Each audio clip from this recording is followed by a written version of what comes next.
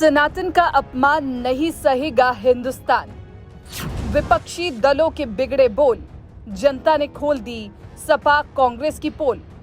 विपक्षी गठबंधन का आखिर अब क्या होगा?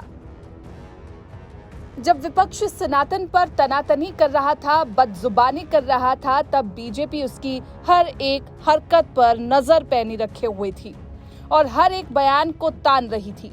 सवाल पर सवाल और चुनावी माहौल तैयार कर रही थी। उसका फायदा भी बीजेपी को चुनावों में मिल गया।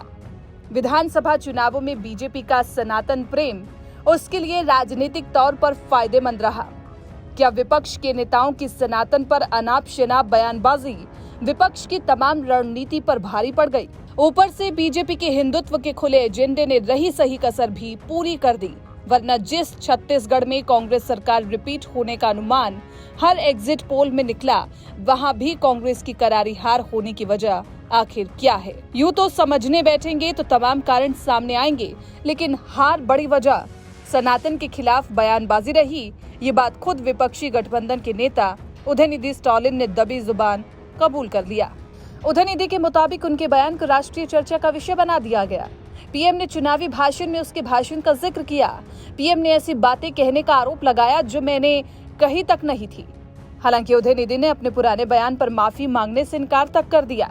यानी आगे जब विपक्ष के नेता चुनावी हार पर मंथन करने बैठेंगे तो यकीन मानिए ये एक बड़ा मुद्दा रहेगा कि सनातन को लेकर सियासी रुख क्या रखना है, क्योंकि चुनाव के ठीक बाद उदयनिधि का ये ताजा बयान ये बताने के लिए काफी है कि विपक्षी खेमे की हार की एक बड़ी वजह ये भी रही है। अब सवाल उठता है कि क्या कांग्रेस और समाजवादी पार्टी के शीर्ष नेता अपने नेताओं को ऐसे बयानों से बचने की नसीहत देंगे? क्या अखिलेश स्वामी प्रसाद मौर्य की जुबान बंद करा पाएंगे?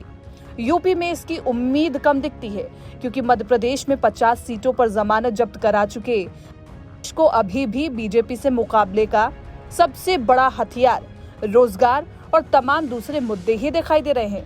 बहरहाल चुनावी मुद्दे चाहे जो भी रहें, कौन सा मुद्दा काम करेगा, चर्चा इस बात पर जरूरी है, क्योंकि ये ध्यान रहे कि लोकसभा चुनाव से ठीक पहले अयोध्या में भव्य राम मंदिर का भी लोकार्पण होना है, जिसे बड़ा इवेंट बनाने के लिए आम लोगों को सीधे इस आयोजन से जोड़ने के लिए राष्ट्रीय स्तर पर बड़ी तैयारी है।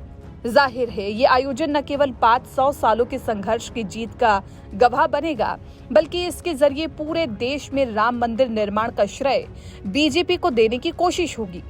ऐसे में सनातन के इस चक्रव्यूह से विपक्ष कैसे बाहर निकलेगा और हिंदुत्व की लहर को कैसे रोक पाएगा, ये अपने आप में बड़ा सवाल है। आपको ये वीडियो कैसी लगी, अपनी राय जरूर रखिएगा और सनातन के बारे में जो कुछ भी विपक्ष ने कहा उस पर भी अपनी राय जरूर कमेंट बॉक्स में रखिएगा।